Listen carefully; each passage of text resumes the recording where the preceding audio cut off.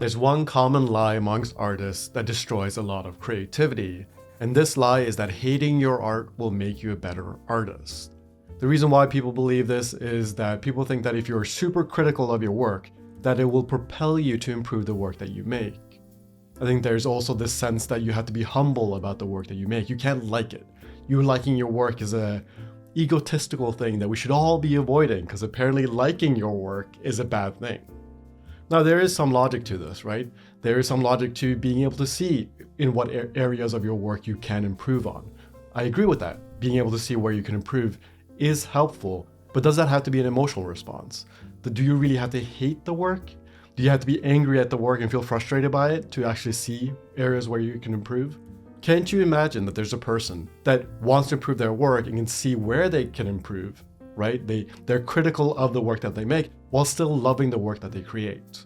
I think there is this common lie amongst artists, and I do think that it makes it so much harder to make the art that you want to make. Because the more critical you are of your personal voice, the harder it is to be honest in the work.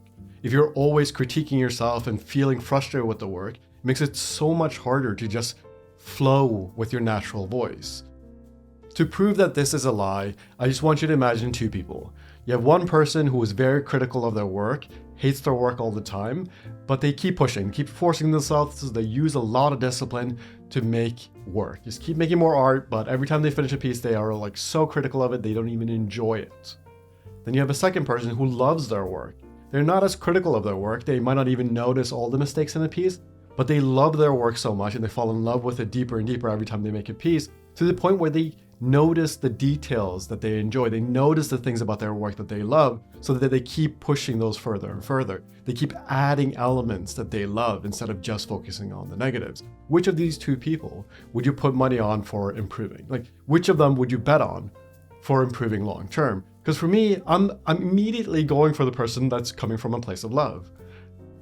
It's just so much more likely that they're going to be able to maintain their creative spirit. They're so much more likely they're going to be disciplined in their work, because it doesn't actually take discipline.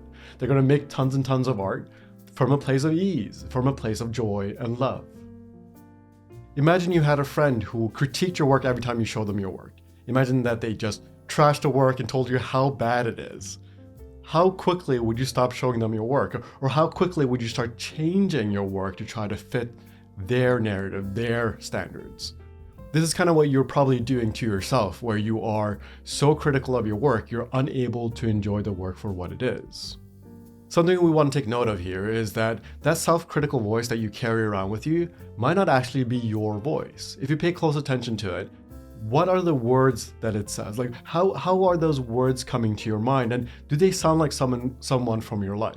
Do they sound like your parents? Do they sound like a teacher you had? It's very likely that that critical voice came from someone else and you just turned it into yourself. You learned that voice as a way to predict the future, and now it sounds like you, but really it was never your voice to begin with.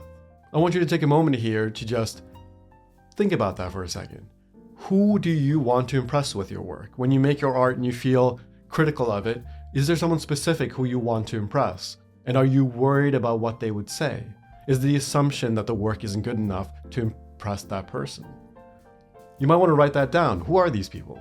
You want to put a name to it. You don't want to just let it be the world. It's very unlikely that you just want to impress the whole world. It's very likely that there are a couple of people in your life who you want to impress. And even if you want to impress the whole world, there's probably a specific person who you want to impress at the end of that. You might want 1 million Instagram followers so you can show this specific person or these specific people that you are a serious artist. That is something that you want to take note of here. You want to sit back here and just think about that for a second.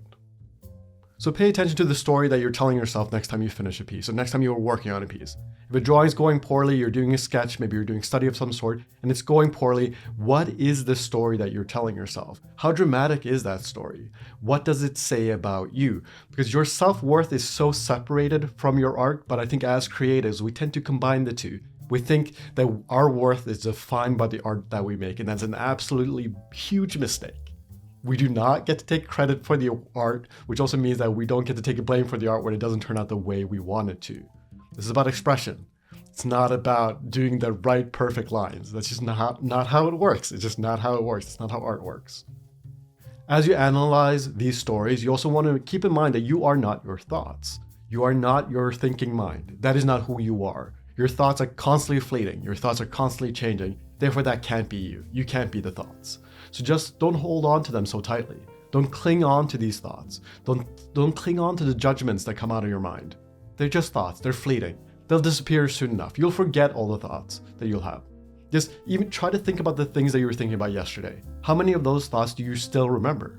Probably none of them. Maybe a couple of thoughts. Maybe there's certain things, certain patterns that you can predict are fairly common in your mind, but outside of that, you're not going to remember all the specific thoughts that you have. So hold on to them lightly, because they're not you. They're just not you. If you are someone who struggles with this like self-critical voice that's very difficult to deal with, I would recommend that you rewrite your expectations for the art. Now, this is an exercise that I walk you through in my mindful drawing course. So if you pre-order that, go check that out right now. And if you are interested, it is linked below. We will learn how to do intuitive drawing and also explore like the personal side of drawing.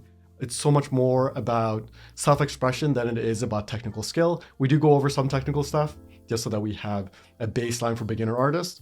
But the course is very much about self-expression and reflecting on our life through intuitive drawing. So if you are interested in that, check out the link below. And if you are a beginner artist that wants a bunch of free tutorials, that's also available below. See you in the next video.